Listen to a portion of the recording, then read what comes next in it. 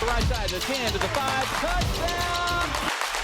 6, going to the hoop, puts it up, puts it in!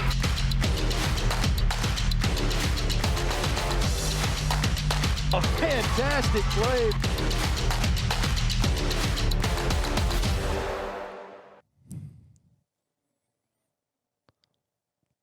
Welcome in, ladies and gentlemen, to the Magnolia Fields podcast from the Richard Schwartz and Associates Studios. As always, I'm Tanner Marlar alongside Cody Blaszczak, and it's going to be a long episode. We've got a lot. First and foremost, tell me, Tanner. I don't have to say anything. You already know. Is this the best day you've had in a week in a while? No, it's not the best day I've had. I don't know. It could be the best day. I got to pet a really cute dog this morning. Okay. So that was a plus, but still. Tanner, some people that is, know why you're making the face. Tell us why you're making the face. Well, I don't know if you're familiar with my plans over the course of the last week. Friday night, I attended a concert for my favorite musician of all time, Sturgill Simpson, right? During said concert, there happened to be... Which I think is a cover, but... It was booked this summer. I don't know what to tell you. During the concert, there happened to be a football game going on in Tishomingo County, Mississippi, that I was receiving minute-by-minute updates on. I was sad that I could not be there. Do not get me wrong. But, Cody, would you just like to delve into the final score of this game while I stare into this camera?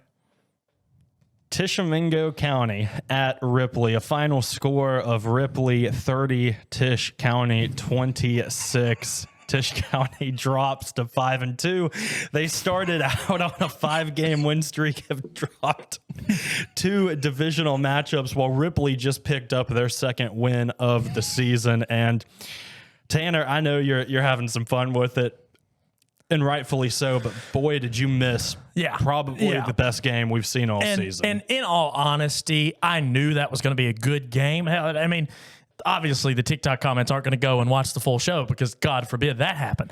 But I did pick Tish to win in this game. I thought that Ripley offense was as bad as it's been in a long time. I even said, I think, for the first time in my life, and the first time in a lot of people's life, I think they're the third best team in Tishomingo County. So I picked Tish to win this game. And obviously that's not the result. And for Tish, the only way forward is you got to win a game you're really not supposed to.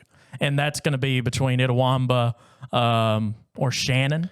Yeah, and you say win a game you're not supposed to. I'm just not sure it's going to happen. Yeah, I mean, you look at the scores between the common opponents. Shannon hangs 40-plus on Ripley. Itawamba goes and in a defensive standoff against Amory pulls out the win 19-14, which we'll get into here in a little bit. But, yeah, I think there's a very realistic chance that Tish starts 5-0 and then misses the playoffs in this division. Yeah, and I'll say for at least the next couple of years for Tish County, quarterback Grayson Blakeney, who is just a sophomore, can sling the football. Oh, yeah. Tish has always had, and this has always been the case, Tish has always had a guy or two that can sure enough go. Yeah, the problem has always been putting guys around him. And to be fair, as much crap as I've given them this year, they have started to put guys around that talent. Yeah, and to me, the biggest issue is the guy you put around him this year, Chase Booker, is a senior. Yeah. And, they play, if they're both seniors, I really believe Tish County pulls that out because there were some inaccurate throws by Blakeney. And just, again, he's young. He is a sophomore. But when a receiver has 3 touchdowns in the first half, I'm really not sure there's an excuse to lose. Well, and then on Ripley's side, you look at how much damage he did cause in the first half. You stop that one guy. Now, it wasn't stopped in the second half. They just didn't go back to him in the fourth quarter. They didn't go in the fourth, but maybe he had his moments in the third. I obviously did not get to see the game. I would bet that Ripley showed a different defensive look that kept them from getting the ball to him. Yes and no. He was still put on an island, which is why he made plays in the third quarter. And he was put on an island in the fourth quarter, too. They just ran the ball a lot more. Now, for granted, Ripley came out with a much better game plan offensively, which is what put them ahead. Jalen Brooks had a heck of a night. Rushing touchdown, receiving touchdown, and a 2-point conversion. And he also made one of the most wicked hits I have seen defensively this season against Tish County's running back Crab. And for a moment, I was a bit worried. I'm glad he's okay, but that was a brutal hit. And he got up like a champ. But Ripley pulled it out, and, buddy, you missed a good one. I know. I hated it. Enjoyed the concert. Hated I missed a good football game. Props to Ripley for pulling it out. If you're Tish, you got to back up what you're saying, man. Yeah, I know. 5-0, 0-2 in district play, but that win against Strayhorn looks great. Sticking with the same division on into Itawamba and Amory and Alcorn Central. Yeah, Itawamba and Amory. Itawamba takes us from 19-14. Before this game this week, I think I said this is a game for this division. I believe these are the two best teams in this division. Whoever wins this one should come out of this division on top. And Itawamba takes it despite having a pretty streaky non-divisional slate. Yeah, and Itawamba and Amory, I should say, if this is a season you see, or excuse me, if this is a game you see in the postseason, I'm not sure you can guarantee it's Itawamba's game. No. I think because 1914 was the final of that one, and both of these teams are good. I think the big thing for Itawamba was Bryson Waters had the fumble recovery for a touchdown. He added another touchdown to it and also had an interception. A pick six, yeah. So, I mean, 3 turnovers if you're Amory, it's hard to win a close game with 3 especially between two teams that really and the way Itawamba plays half the time, obviously we've seen this defense give up a lot of points this year, but when their defense really shows up, they're going to make you play one-dimensional. And if you're turning the ball over, coupled with that defensive pressure that Itawamba is going to show you, it's going to be tough to win. And it was tough to win. But like you said, if Amory goes out and they meet in the postseason and Amory plays a cleaner football game, who's to say Amory doesn't pull this one out? Again, Itawamba, I think they come out of this division number 1. They host the first round, but I think Amory's right behind them at 2. Yeah, I agree. That Amory-Shannon game is going to be fun. It will. I think the key to this game, once again, though, defensively, scored 2 touchdowns. That is literally the difference. There's 1 offensive touchdown for Itawamba Agricultural. Yeah. Our last reaction this week. Could there be a little bit of trouble in Paradise over in Ackerman? Choctaw County beats Aberdeen 56-38. You may look at that score and say, well, they put up 56 points, and they did. But this Aberdeen team, not great by any sense of the... Should not be put by any 38. stretch of the word. Still put up 38.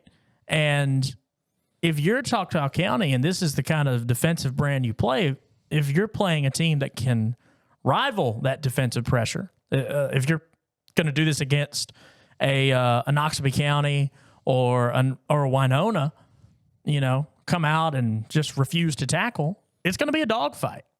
Yeah, and I mean, you look at Choctaw County, yes, you have Caleb Cunningham, wonderful, good, but he cannot win games individually for you. No. Maybe if he were a quarterback, there's a better chance. But your wideout's not going to win games by himself. He might put up some insane numbers, but he cannot do it all by himself. And credit to Choctaw County, though. I mean, 6-1 right now. That one loss came to Park Lane Academy early in the season. It was a 1-point loss. Yeah. So they've played a lot of good football. I worry about them getting into the postseason because, again, that 3A slate is just tough. It's just tough. A lot of improvement to do, especially defensively, but you've got time to work the kinks out. You do. That's about all we got for our Week 7 reactions, and we kept it a little short this week because we have a lot, and I mean a lot, of volleyball to get to in this middle segment. So, without further ado, we're going to take it to a break and get into some of our favorite players from throughout this season and where they're at right now ahead of state tournament. All that and more right after the break here on the Magnolia Fields podcast.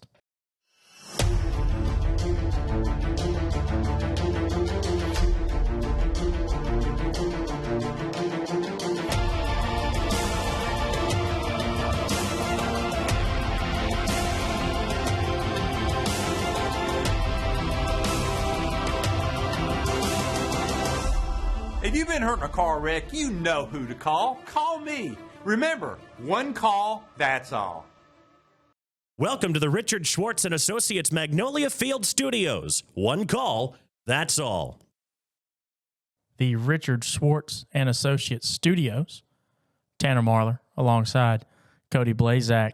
Looking into some volleyball. We're just going to go through our coverage area, 1A through 7A, right? We've got plenty that are going to be making the trip to Mississippi College, and we're going to start with West Union. We got 5 A's. Yeah. Five of the... Five out of 7. Yes. Yeah. We're going to start with West Union in 1A.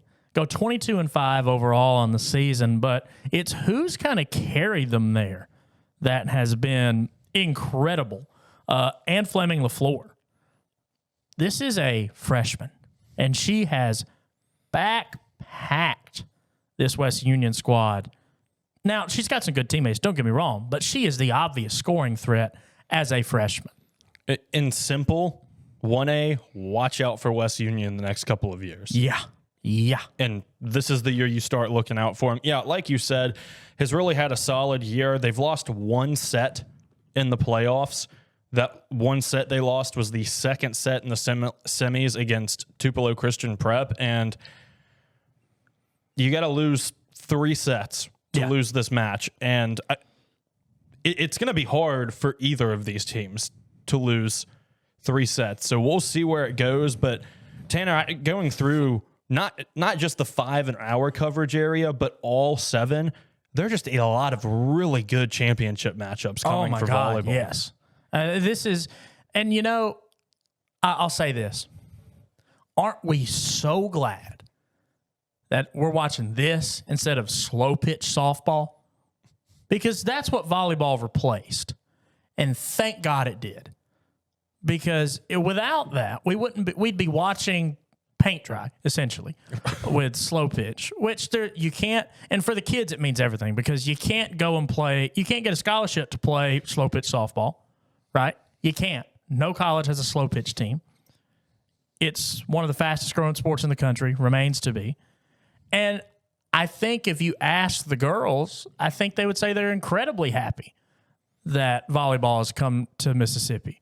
And you look around the state at the type of matchups we're getting and the type of talent the state is already producing, I don't see how you can look at that and say it's not a good thing. You talk about the talent producing. We'll get into a player that is very talented and who I got to see Monday night. A lot of production, but sticking with 1A real quick, this is a close matchup. I do not think there is a clear-cut winner in this 1A Stringer, matchup. very good. I mean, both of these teams have lost one set in all of the playoffs. Yeah. They're going to have to double that and more as far as losses go to not win. Yeah. It's going to be close. All of these could be 5-setters. Point blank. All of these could be 5-setters. That's what you want in championship season. Though. Exactly. I mean, this isn't like in football where some years we know exactly who's going to win. This is all going to be, I think, has the potential to be 5 sets. Moving on into 2A, and you know who's there. Ingomar, looking to go 3 straight. I hate to say it. We just talked about going 5 sets. This is the one that I think will go 3 sets. I don't know, man. I look at, now, obviously, Ingomar played a really good Union team Monday night. Ingomar came into that one ranked like number 4 in the state. Union came in ranked number 16 in the state. And Union actually took the first set from Ingomar on Monday night. And I talked to Coach Wilbanks and Macie Phifer about this after the match, and they said, you know, they just were playing Union's kind of brand of volleyball early. They were kind of waiting for them just waiting for them to make a mistake instead of trying to force them. And once Ingomar went on the offensive, that changed. Obviously, they were able to win 3 straight, but they made them sweat for it. My thing is, this Ingomar team sits at 40-2. Yeah. Those 2 losses came to a 6A school in Lake Cormorant. Who's very good. Who is very good. I believe they're like at number 2 in Mississippi. Yeah. So they've lost 8 sets all season long. Half of them, the 4 of the 8 came from Lake Cormorant. This is a this very may well be one of the most dominant volleyball teams we have seen, aside from especially Lake at this Cormorant level. year too. Especially Yes. at the 2A level. I mean, like you said, they lost the one set to Union in the semis, and that's their only loss to the playoffs. But 8 sets in 42 matches all season long, that is ridiculous. Yeah. Yeah. And Phifer, obviously, electric. And get this stat, Cody. As far as we can tell from all the information I've looked at, Macie Phifer is the first athlete in Mississippi, female athlete, obviously, in Mississippi history, to amass 2,000 kills in volleyball and 2,000 points in basketball. Wild. Yeah. Absolutely crazy. And this goes back to the whole thing like, well, I think there are some others in Mississippi that if volleyball would have been available, could have achieved those numbers. But because it's so new, we don't know. Yeah. And like you mentioned, I think it was last week, it's very possible that she becomes or goes down in history as the most decorated female athlete in Mississippi athletics. Yeah. I mean, obviously, and there was a comment on TikTok that I actually had to do some research on. There was a girl at East Webster. I forget her name, and we'll have to look it up because it's impressive. Won an insane amount of state basketball and softball titles. But for Phifer to be able to do that in the current state of MHSAA with Ingomar jumping up. Well, you mentioned last week the basketball and softball is it's cool, good. That's really awesome. But like you said, she just decided to play golf this year. Yeah, and she's gonna she can advance to do the it state all. tournament. Played Yeah. softball last year. Just a freak athlete. So, I mean, it's definitely something to take into consideration, too, just how many sports she can play. And it's not that she's just playing them. She's really good at all of them. Yeah, just a freak athlete. And by all accounts, a great kid. Wish them nothing but the best. And they were super fun to cover Monday night.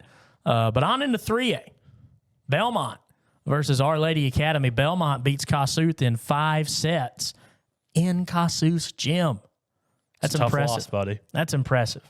I mean, Kossuth, you can't really be too mad. You make it to North State. Well, not only that, on top of the fact that your top player is young, you've got some good years. You got good years ahead. But for Belmont, they get Our Lady. I think this one could legitimately go 5. Yeah, I do too. So this is a team that's got 4 just insane attackers. Yeah, I mean the offensive onslaught is just so it's just unrelenting because no matter where they're at in the rotation, somebody's coming to the front of the net to cause some havoc. Yeah, and for credit to Belmont, they've got a lot of really good players too. But Our Lady has the 3A Miss Volleyball and Macie Phifer, who she's got really good numbers, but she's got one number that just feels fake. She's got 5 kills per set, which, okay, 538 kills on the season, but her hitting percentage is .575. That's insane. That's a video game thing. That's that does insane. not happen in real life. That is insane. I think that'll play a big factor in this one. It will. It will. If you can shut her down, Belmont, you might have a really good chance. If not, if she hits .575, that's a scary thought. Yeah, it's going to be tough. It's going to have to be the best defensive ball that Belmont's played all year. Again, though, I think Belmont's got some reliable offense and a fantastic back line to deal with it. So we'll see. Like I said, I think that one very much could go 5. Another one that I think could go 5, getting into 4A, New Albany and Purvis. Just so we're clear, we think just about every single one can go 5 sets. The only one that you were 2A. iffy on was like 2A. Yeah.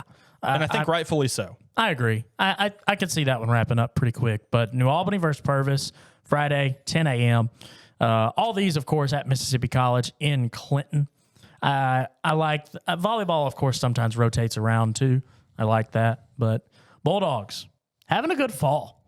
Having a really good fall. A really good fall. Yeah. I mean, they're having some fun there. They are. But they get Purvis. If you're New Albany, I think the biggest thing here, you just got to play your game. You got to play your brand of volleyball. You can't go to the state championship and try to be somebody else or try to do something new. Do what got you there. Tanner, I think you and I both very much like picking winners of matchups. It's just not something I can do with a lot of these because it's so not. close to me. It's not. I mean, and that's how it should be, like you said, when we get to this level. I like New Albany in this one. Obviously, our coverage area kind of covers mostly north. Most of our coverage area is in the northern part of the state. But as far as what I think New Albany can do in this one, obviously you're at the state tournament for a reason. The South does put out some really good volleyball, Purvis being one of those, but New Albany's got the place and the skill set and the offense to do it. It's definitely one to keep your eye on. It is. They really all are, if we're being honest. They all are. But on into our last one that we'll be covering in this episode, because the other two are outside of our coverage area. Lafayette and East Central. Lafayette swept in North Half. Lafayette has swept playoffs. They have not dropped a set. They haven't in lost playoffs. a set. They are. This is another one that I think, and Cody, you said 2A is going to be, you think 2A is pretty much wrapped up? I think this one's pretty much wrapped up. Yeah, I think 2A is more wrapped up than this one is, but yes, I think this one is wrapped up as well. Yeah. I think Lafayette has been really good, and obviously Mabry Eason, 5A Mississippi volleyball, I mean, trying to repeat. Yeah, I think this one is wrapped up. I hate to say it for East Central, but it's very possible that Lafayette does not lose a set all playoff long. There's a realistic chance they go in and sweep this. 12-0 coming into this one. I mean, it's insane. Now, here's the thing. If you're East Central, if you go in and you can punch Lafayette in the mouth and get up early like Union did over Ingomar, because that caused a lot of panic on that Ingomar sideline. And I think East Central is 18-19 on the season. They're 7-2 in district play, so they did play a lot. They played up a lot. They did. And this might be why they played up, because they knew they'd have to go in and face a team like Lafayette in playoffs. And the biggest thing for East Central is going to be playing your best volleyball right now. But like you said, I think Lafayette takes this one. Yeah, got to get out quick if you're East Central and go from there. Agreed. Can't wait. Next week, we'll be able to bring kind of a season review for volleyball. We'll have all of our state champions listed out. Frank Dodds will be in here with us. We'll have a third chair that day. I'm looking forward to it. But for now, we're going to take a short break before we get into our game of the week.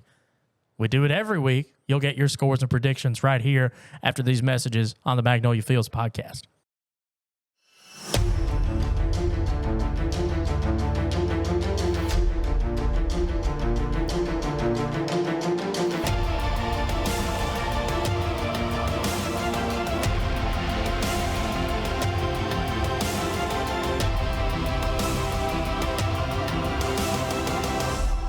If you've been hurt in a car wreck, you know who to call. Call me. Remember, one call, that's all. Welcome back to the Magnolia Field Studios, brought to you by Richard Schwartz and Associates. One call, that's all. Welcome back to the Magnolia Fields podcast from the Richard Schwartz and Associates studios. And our game of the week, baby. It's the Schooner River Rivalry. Bruce and Calhoun City. We were at this game last year. Calhoun City takes the big win. We're running it back. That's one of the coolest names I have ever heard. Is it not? It's awesome. It's awesome. I don't know how you top that. I really don't. The Schooner River Rivalry. Well, and here's the thing about this one is there, in most rivalry matches, like we've covered the Skunk Bowl this year. We covered the A game. In most of those, there's like a trophy to play for, and that's about it, and some bragging rights. In Calhoun City and Bruce, the winner of this game gets to claim the river and the bridge that goes over it for the whole calendar year. Which is really cool. Which is awesome. This is why we love high school football. It is. This is great. This is fantastic. I'm excited. I am too. I'm excited for the rivalry. Now, tempers will flare because these two schools do not like each other.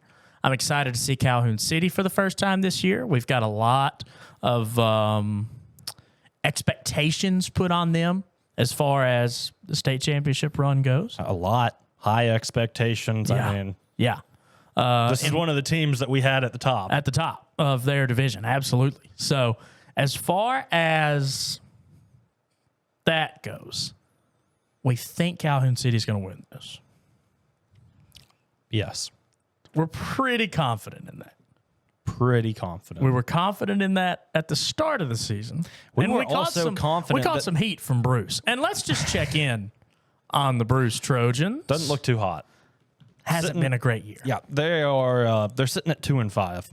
Yeah, Just not And I'll have to look back and see what we predicted them at, but that's about right. I will say, though, They've had a tough non-divisional slate. they have, and they also got a win last week, so they're coming off of a win. For granted, it was to Hatley, and it was only by 2, but a little bit of confidence, and I will say they've got a sophomore quarterback who's pretty impressive. 1,100 yards, about $160 a game. Yeah. 13 tuds. Not bad. Little too many interceptions, though. He's averaging over 1 a game. Yeah, got to take care of the football. So Got to take care of the football. You clean that up, though, the offense might be humming. Like you said, they get a win over Hatley last week. Hatley, not good. You know who their other win is over? Tell me. Thrasher, who we predicted to go 0-10. We also predicted another school to go 0-10, and they have not. They have not gone 0-10. But they will go 0-whatever in district, most likely. Well, I think I said 2 wins for Tish. Did I not?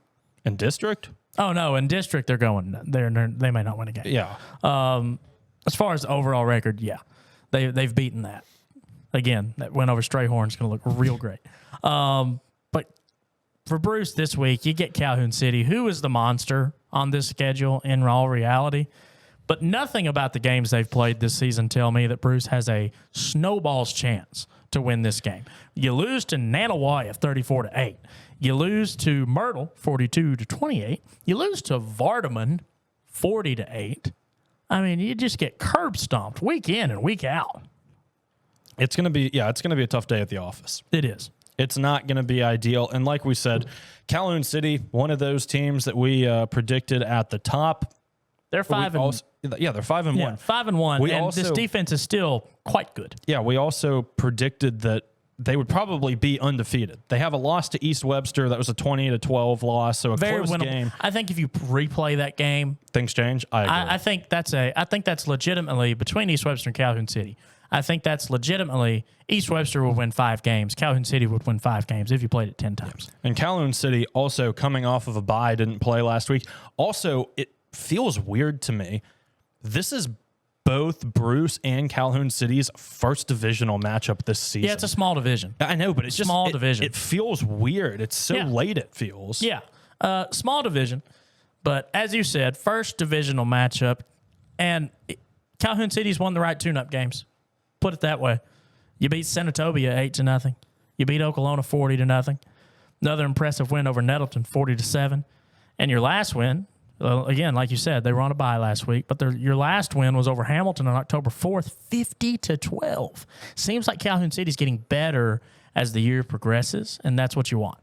I mean, 39 total points scored against in 6 games is really crazy. Yeah, insane. So and you get that week of rest on your body, and that helps a lot. It also helps when you're averaging over an interception a game. Yeah. That really helps a team. Yeah, when you're they're that good. when you're stealing multiple possessions a game, gonna be tough to beat. Yeah, Gonna be tough to beat. I hate it's that way, but I think Calhoun City is. Yeah, That they're definitely a team to watch out for, and especially in this one, it's tough to stop a powerhouse like them. it is. And as they get on into the season, we'll of course follow them. Hopefully, we can get to them in the playoffs. I think they're a lock for the playoffs. To be quite honest, Calhoun City. Would absolutely agree. As far as score predictions go, I've got Calhoun City 48. I'm going to go 18. 48-18. I'll go 45-10. Because I think Calhoun City is going to want to score the ball in this one. I agree. These teams do not like each other. And I think that when you see just because they're averaging an interception a game, they're going to try and take that thing to the house. Yeah. However hard they have to. I think we'll see a defensive score or two in this one. I absolutely agree. Calhoun City is just Some golly, dogs. man. They got some dogs. And we're going to see them on Friday night. We're going to have a great time with it, though. We are. It's not going to be from the Boneyard, but it is going to be a fun matchup. I'm excited. And that's about all the time we've got this week. Next week, like I said, we've got a loaded show coming your way on the Mississippi State side of things and the high school side of things. So, as always, we'll be right back here next week to bring you all the news, updates, scores, and stories from around Mississippi high school sports. This has been the Magnolia Fields Podcast from the Richard Schwartz and Associates Studios. Catch you next time.